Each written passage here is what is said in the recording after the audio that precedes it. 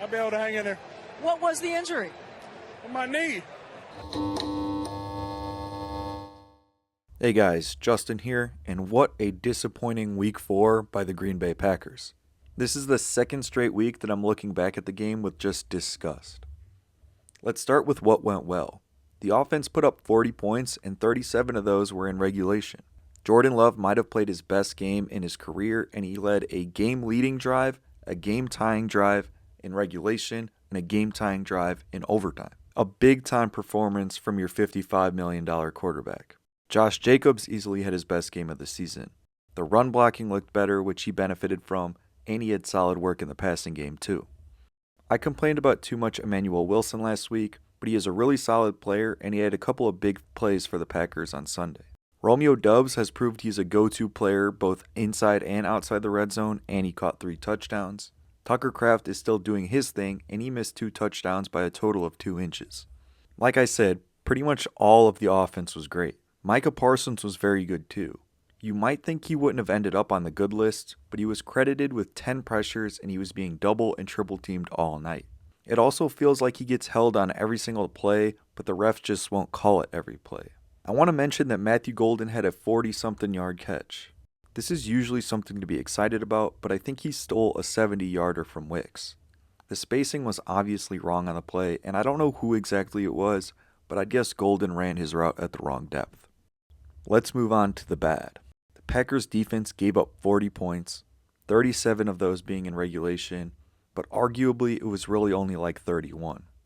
Regardless, the Cowboys scored on 6 of their final 7 possessions, with 5 of them being touchdowns. They did not get any pressure on the quarterback, they forced no turnovers, and they had a ton of missed tackles. Just a completely different defense than what we saw in the first couple weeks. I mentioned Parsons did his job, but Gary and Van Ness were absolute no-shows. This cannot happen with your $90 million player and a top 15 pick. The corners also played all atrociously. Nate Hobbs was burnt toast all game before his injury, then Valentine did not play well either as a replacement. And Keyshawn Nixon just gave up on the long throw to Tolbert in overtime. That is a benchable offense. I'm already not a fan of the guy, and then he pulls that. The defense basically did nothing after Devontae Wyatt went out. I don't know if it's causation, but it's something to pay close attention to. I didn't know it was possible for the Packers special teams to get worse after weeks 2 and 3, but they somehow succeeded in doing that. I'm sitting here writing this on Tuesday, and I don't know how Rich Bisaccia is still employed. You have to make a change somewhere.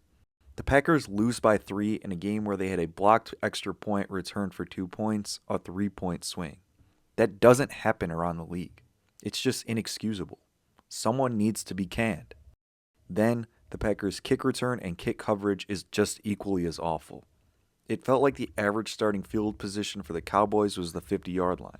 They had long returns in the clutch where Brandon McManus was the one making the tackles. Then, on the Packers' returns, they continued to let the ball bounce inside the landing zone and taking a knee in the end zone, resulting in them getting the ball at the 20-yard line. Extremely different starting field positions for the two teams. The last thing I want to mention is that Matthew Golden is not a punt returner. Please just sign a real punt returner. They have an open roster spot. I will credit them with making a change in the game, but I don't love that they have to throw Romeo Doubs out there just to be safe. I could not stand the coaching decisions in this game either. I do not think Matt LaFleur should be a head coach, nor have head coaching responsibilities. A couple years ago, the mantra was all gas, no brakes. Well, it seems like it's all gas until it's actually time to hit the gas. Early in this game, the Packers were at midfield with a 4th and 2 and they punt. You know who would have went for it? The Lions. The Lions like to let their offense and their best skill players dictate the flow of the game, not their defense or opposing offenses. They try to put up points and put teams away and embarrass you. The Packers, not so much. Then the Packers try to be aggressive before the half with no timeouts. And guess what happens? Sack, fumble, and the Cowboys score on the first play of the drive. And now in a game you were up 13-0, you go into the half down 16-13, with the Cowboys getting the ball out of half. A momentous swing. Like I said, I want the Packers to be aggressive, but you need to pick and choose when, and consider your issues on the offensive line when doing so. Heading to overtime, the Packers win the toss and chose to kick.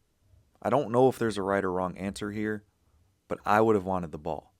They hadn't gotten a stop in like 2 hours of real time. Put your best players on the field. and let them dictate the game. It is so much easier to play offense in this league than defense. Let those guys make the plays. The Packers eventually give up 3 and get the ball back with about 4 minutes left with a chance to win the game. They convert on a big 4th down to Golden and then start to bleed the clock. I have such an issue with this. I get you don't want to kick a field goal and give Brandon Aubrey a chance to win it, but you need to play for a touchdown. Instead, the Packers take their time and don't really ever come close to scoring one. Packers ran a play at the 2-minute 31-second mark at their own 47. They gained 13 yards. From that point on to the 1-minute and 15-second mark, the Packers ran one single play. Following that, Dubs then had a 6-yard gain, followed by a 7-yard run from Wilson for a first down. I was screaming at the TV to call a timeout. The Packers go no huddle, throw a screen to Golden, losing 3 yards, and then burn the timeout. What awful clock management. This is so infuriating. I don't know how an NFL head coach can do something like this.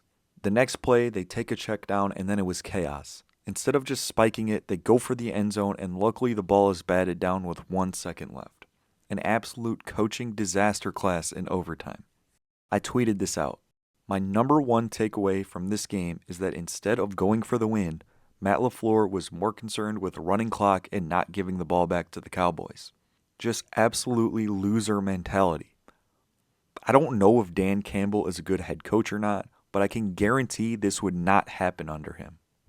I have been very critical of Matt LaFleur for years now, and in this game on national TV, he just showed everyone else why I feel the way that I do, and others are starting to come around.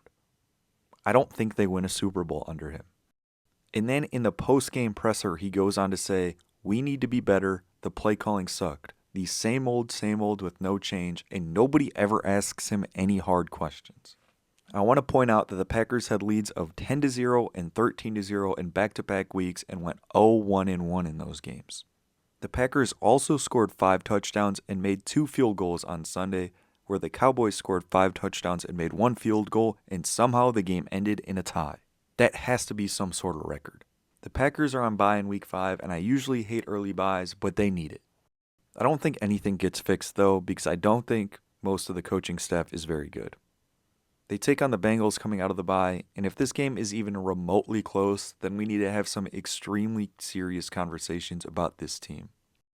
If you made it this far, thank you guys for watching, and let me know what you think in the comments.